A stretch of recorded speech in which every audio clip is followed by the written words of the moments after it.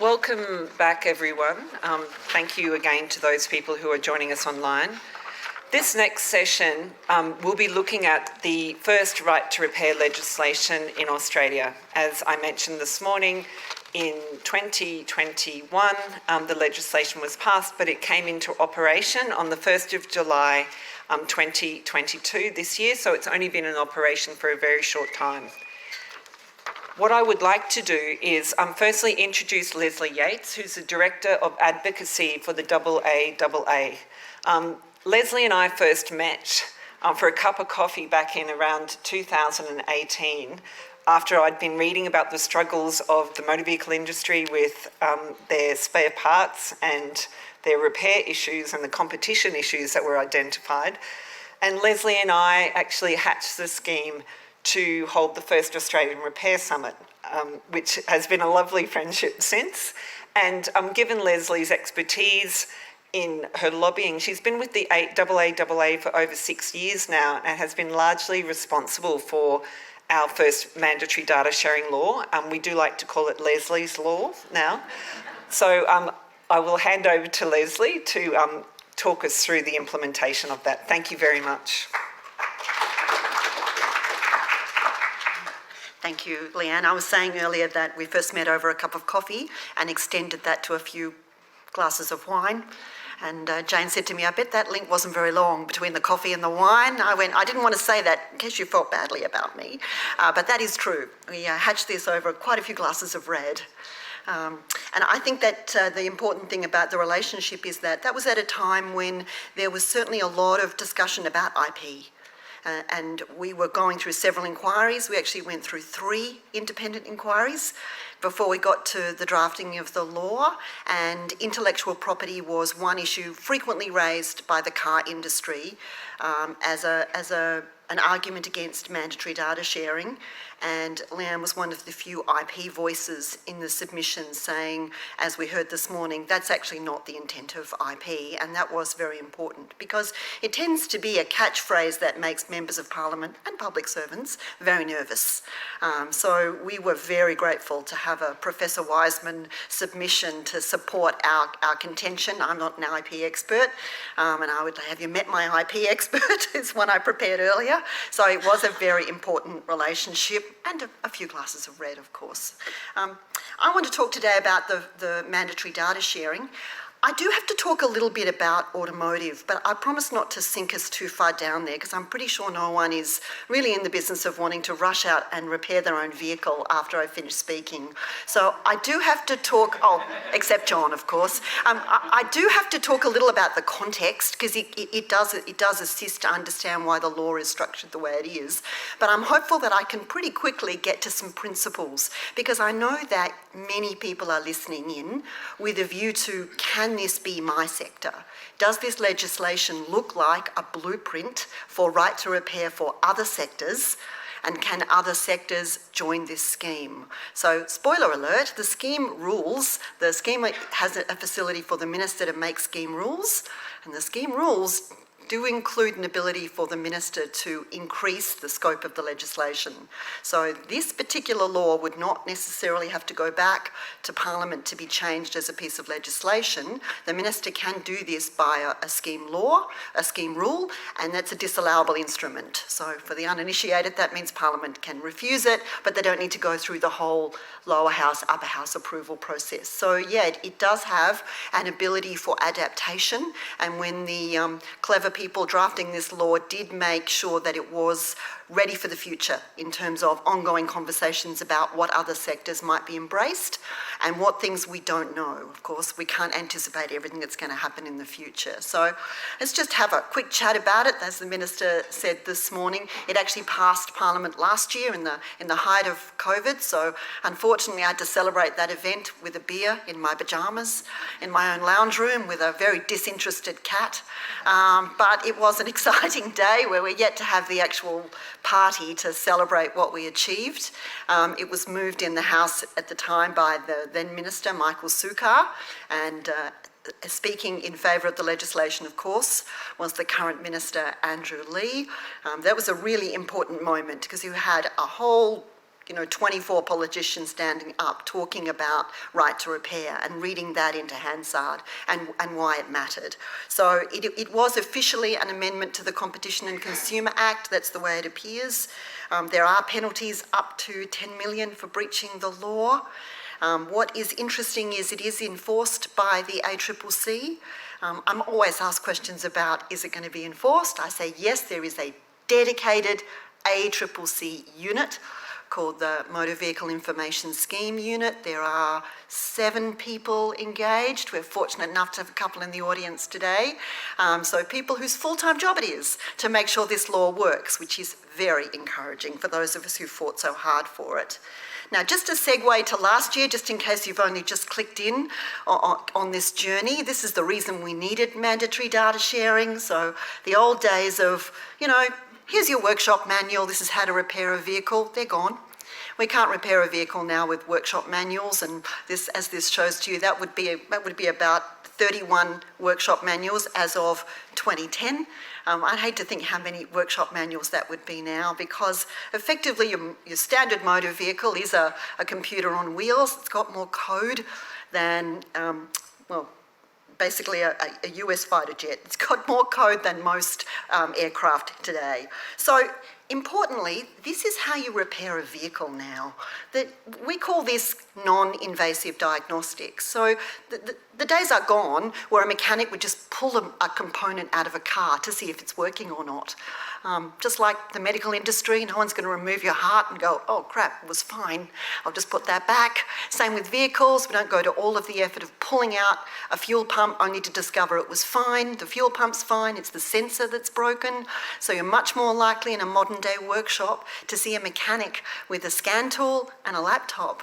And we're effectively reading the car's diagnostics. The car's telling us what's broken. It's not just those annoying lights that come up on your dash. We've got fault codes that tell us what we need to be looking at, and there are systems to measure pressure, systems to measure power loss, all without taking something out of the car.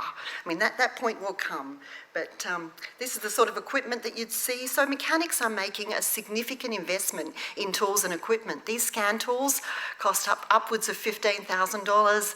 They're important pieces of technology, and frequently what they mean is that we're connecting your vehicle through the OBD port all the way through to the manufacturer's website, particularly if we need to do software updates. So this is why the automotive legislation was so important, because it's no longer reading a how-to manual. We've got to connect this vehicle up to the manufacturer's website in order to get the very latest diagnostic data. We need to understand the fault codes. We need to understand what the repair procedure is. So these were the sorts of things that we weren't getting. I'm not going to read them to you individually, but this is the sort of information that we were missing. And it was becoming a progressive issue. So we were probably, at the time we did our major surveys, finding that 1 in 10 cars were missing a piece of information. And those 1 car in 10 were causing the workshop to park it over to one side, start to call people, Google, ring the dealer. Most of our mechanics are factored into forums and professional networks, so you'll see them asking each other, has anyone had this problem with a particular make and model? Because what was frequently happening was the mechanic is very well skilled and he or she was thinking, you know what, this is not making any sense. I'm getting this reading, but I know from my experience it can't be that, and I'm not getting enough information to tell me what's happening. And what happens is just sheer lost productivity. So the one that the Minister mentioned this morning was about what we call technical service bulletins. So the car companies don't know what sorts of things are going to happen in the repair procedure until after the cars have been on the road. I mean, the obvious things are there. They know how to replace a timing belt and how often the oil needs to be changed, but we don't know how the car's going to operate until it's out on the road, sometimes for 4 or 5 years before you see that these are the sorts of things that are happening with this particular model. And they'll issue bulletins to their dealerships and their authorised repairers saying, next time this car comes in for a service, just do A or B or C. Or the repair technique might tell you it's this, it's not that, it's this. Seems small, doesn't it? But it could waylay our mechanics for hours. 7 hours trying to find a fault that was a 25-minute fix. And in our surveys, we found that cost was not passed to consumers. So just a total loss of effort. No one is any the richer or better for a vehicle that's now been stranded in a workshop for 7 hours that could have been in and out within an hour. So those technical service bulletins, they are absolute gold to our members. They're the sorts of things that we used as an example. One of the things that we found when we were talking to politicians is just the sheer lack of knowledge about how to fix a car. And I'm sure all of you have experienced this with your own sector. We're so deeply embedded in our own business that we think people will understand, and they didn't. At one stage, I think our politicians were told there's only a couple of codes in the car, the key and the radio. It's just manifestly not true, but very few MPs lift up the bonnet and have a look at the engine and understand how complex that is. So we had to find good shorthand ways of measuring and describing what was wrong. And we had to pick the ones that would resonate easy. A good one is the oil blend. Apparently the oil blend is a state secret. Heavily intellectually propertied, of course. I can't give away the oil blend for this vehicle. So I'd have to ring the dealer and say, you know, I need to know the oil blend, the information's not available to me, and we would be told, we can't tell you the oil blend, but I could sell you a 44-gallon drum of it. Now, for one vehicle, that is overkill, to say the least. And our oil manufacturers in Australia are perfectly able to produce niche blends for each vehicle. We just need to know what that is. But these are the sorts of examples we use with politicians because they were easy to understand. So this is the shorthand of the law and the way it's described on most websites, that the law provides for vehicle manufacturers who have vehicles available in Australia from 2002 onward. That's important, I think. I'm not talking about the cars that were made post July 1, 2022. We're talking about cars that have been on the road since 2002. And the government position on this was that those cars are already out there, the data already exists, it's not retrospective legislation, it's about access to that data. We're not asking you to make it, we're not asking you to reverse engineer it, we know that you have it, we're asking you to share it. This is the shorthand. And I think this is where we begin to see some precedents that could possibly be leveraged by other sectors. Because the precedence here is that if the dealer gets it, if the authorised dealer network gets this information and it's about the car, then the independents get it. And I love that shorthand because otherwise we go, well, which information do you want? Which car? No. Is the information available to the authorised dealership or the authorised repairer? Yes, it is. Well, we'll have it, thanks. And we'll have it on fair and reasonable terms and we'll have it immediately. So I think these are principles that are important to leverage. And while I'm on the point of principles, the important thing about the legislation and all of the explanatory memorandum is that it is about fair and open competition. It is about getting access to the information that you need to repair and service the vehicle. It's that broad. Is it needed to repair? Yep, well, I'll have it, thank you. It does include security information and electric vehicles. There is a bit of a hurdle for that. I'll talk about that really quickly. The thing that mechanics say to me all the time is, I bet they're going to charge an arm and a leg for that. I know you've got us mandatory data sharing, but how much? It's to be provided on fair and reasonable commercial terms. There is some guidelines for what is fair and reasonable. It includes the cost of supply, it includes the number of those vehicles, it includes international benchmarks. The reality is we're probably not going to know that until we get a dispute. As with all legislation, we won't know some of these definitions until they're tested, until we see what the ACCC chooses to fine or take further in terms of punitive action. So far the subscription costs that we're seeing are what we consider to be fair and reasonable or equivalent to our partners in Europe and America because we're part of a global automotive right to repair network, so we're talking frequently with our colleagues, but we'll see. The data is to be provided in real time. There's a 2-day delay only if there isn't a known fix. Now, sometimes you can have a vehicle that does something that no one's ever seen, and the car companies have to take it back to the engineers to find that. Importantly, it establishes an industry body to help operationalise it, and I will show you what that looks like in a moment. The legislation is very heavy on what the vehicle manufacturers are to do. It's really all about them. If you supply vehicles into the Australian market, you will do these things. And in the legislation, they're called the data providers. So they've got to offer to supply the information, they've got to charge fair and reasonable terms. There is something in there about what I call functional equality. So if the dealer gets it digitally, we do too. So yeah, we're not hoping to get any forklift of, 5,000 manuals delivered next day. We expect to get that digitally via the scan tool, via downloading. They do have to notify a body, I'll talk about that in a moment, of the terms. So that gives us a chance to monitor price. But they are required under the Act to restrict it. So this legislation is not a DIY, it is a business-to-business legislation. It is for individuals that are in the business of service and repair, and there is a requirement to ensure that those professional technicians, people who are trained and qualified to do automotive repair, go through an extra couple of hurdles for information for EV and for security.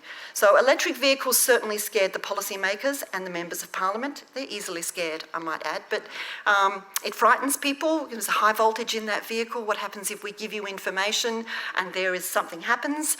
I like to tell policymakers that we in the independent sector, we're already servicing EVs. There is already an Australian standard for servicing an EV and an established occupational health and safety protocol. But okay, sometimes you've got to make sure that people are comfortable. So there is an additional requirement. If you want to get EV information, you do have to undertake what is about a 6 to 8 hour qualification. It's a TAFE unit, or equivalent. Sometimes the dealers are doing those. So you upload that piece of paper and that gives you access to EV information, and there is an additional requirement for security. I won't go through all of the details, it's not that useful to you, but security really is when we're immobilising, pretty much with something very specific for your car only. And if we have to immobilise it and reinitialise it, we need codes to do that, and people are very protective of them. So in order to get access to that vehicle-specific information, you need to have completed a national police check. So just some, I think, quite reasonable, doable police checks. And some states are already doing police checks for roadworthies and to be a licensed technician. And the EV course is something that the industry is progressively taking up anyway. So we were careful to make sure that, okay, we've got to have some pre-qualifications, but let's make sure they're not onerous. Now, I won't bore you with the architecture because it's exhausting, isn't it, looking at how this all fits together. But we've got the law. The minister does have powers, as I mentioned, to make changes as we go, because we just couldn't anticipate how everyone's going to respond. The ACCC's got a very important role and a dedicated unit. The Act allows for what is called a scheme advisor. The advisor's job is to tell the minister how it's working and also to help operationalise it. And that's this new industry body, ASRA. So the Australian Automotive Service and Repair Authority. In the automotive industry, you just get used to everything beginning with A. It's exhausting. But the ASRA is an industry body. It is a not-for-profit. It's established by ourselves, the AAA, by the Dealer Association, by the Motor Traders Association, and by FCAI, the representative body for the car makers. So it's a small entity, and its job is to allow and facilitate the repairers getting the information. So it's one thing to move a law saying that the vehicle manufacturers have to make data available, and for all of our mechanics in the independent sector going, yay, I've got it, but how do you get it?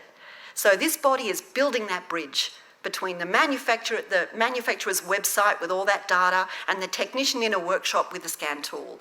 So the body is building the bridge and running a dispute system. There is a mediation. I won't go through all of this detail because I touch on it in a moment. So you come into ASRA, you can do that today, just asra.com.au, it's my little ad for the session, and register as a technician. We've got fees, it's $90 for base information, it's $50 to upload your EV certificate, and it's $210 to be a security professional. But what's interesting about that is that once you've gone through that validation, all of these participating car brands recognise who you are.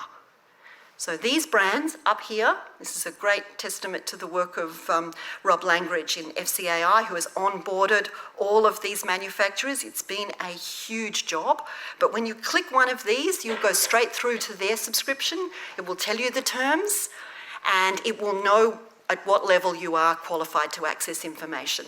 Now, I know it's automotive specific, but I think it's interesting in terms of what architecture do you have to build in order to bring life to the law, to make it a reality, to make sure that tomorrow I can bring my Jeep into the repairer and they're going to be able to upload and upgrade my software. This is the system the mechanic will use. Now, not all of the, these some technical service bulletins. Now, I know you won't be excited about these, but technicians, this is nirvana. These are the ones I was talking about. These are the hidden things we did not get. We did not know there was an accessory floor mat installation guideline. Apparently there is. So this is a TSB available on one of the manufacturer's websites with no subscription. That's just, you click on one of those, you'll end up on this TSB page. That's Toyota. So this stuff is incredible. This is hours and hours of work. There are brands not participating in the ASRA system, which means you'll have to validate with them. The important thing is that they're still part of the law. So if you are looking for your BMW information, they are required at law to provide it, but your technician's ASRA login won't necessarily be registered. They're going to have to do that themselves. The exciting thing about the ASRA portal, I think, is it does bring our very highly qualified technicians together. So we're going to be able to talk to them through this kind of information forum. I mean, the question I get always is what happens if it doesn't work? Actually, some technicians say what happens when it doesn't work. Oh, ye of little faith, I say. There is an ability on the system to easily and quickly fill out what is called a missing information report. And what's exciting about this is that car manufacturers are required to have a help desk. So we've got a person, which is unbelievable. We used to be emailing info at insert car company name here, .com.au, and they're waiting 3 years for that to be answered. Now we've got a human. We ring them up and go, we're missing an oil blend, can you give that to me? And it looks like most of those things can be fixed and are being fixed very quickly. It's amazing what happens when a human being answers the phone, isn't it? They'll go, hello, got a problem, yes, we can fix that. And the reason they want to fix it is because if not, we go to alternate dispute resolution and the car company has to turn up to that. And failure to appear at a mediation session is a $133,000 fine. So there's a good incentive there to answer the phone, I think, isn't there? So now, for those of you who know the automotive industry, this is modelled on the American system, on their NASTF system. That's what they have. And 99% of the gaps are provided over the phone. Yep, didn't know you needed it. It's in a different place. It's actually here, not here. All sorts of reasons, but provided with goodwill. So there is a mediation process if that doesn't work, and there is an ability to report systemic problems directly to the ACCC. Now, what happens if the whole law doesn't work? Look, it is the scheme advisor's job to tell the government. I did mention that it's possible for the minister to introduce new rules. I think the other message in the middle there that I'm giving to all of industry as I travel around talking up this law is don't use workarounds. I mean, I think everyone here knows that any repairer is brilliant at workarounds. They are innovative, they are clever, and I say to our professional automotive technicians, don't use a workaround. Don't call someone, go straight to the American site. Please tell me if something's missing, because we need to know, because we now have legitimacy. We've now got a legitimate route straight into the manufacturer's website to find out how to service and repair these vehicles. Please use it. Don't do a workaround. Use it. Fill out a missing information report. Tell us what's going on. Otherwise, we won't know when the system is broken. I mean, there are certainly challenges. I'm not going to go deep into these because I fear you'll lose the will to live. There are some issues. I mean, how the manufacturers petition EV information. I mean, that's pretty difficult if you're a Tesla. So, you know, we are getting through some hurdles here. We do have smaller importers. You know, you've only got 12 cars on the road. How do you price data? We're still gearing up, and it's only 13 months since the legislation passed Parliament. We've had to build all of this infrastructure in a 13-month period. And telling the industry about it, you know, this is a big job, and we're still learning. I think there are lessons going forward for all of right to repair, and I'll finish here, but it is important that this law works. No pressure. Can it work? How can we make it work? We don't want anyone in years to come to say, you know what, we tried right to repair and that was a train wreck. We've got to make this work. We've got to learn the process. We've got to learn how we can do it better next time. We have to have a real think here about, is this the law, the benchmark for other sector-specific ones, or do we open this one up and put other sectors in it? Has it got the right architecture to just embrace other sectors as it is? And what does that mean for the way that it's been operationalised? So lots of questions and a brilliant way to finish. Thank you, Leanne.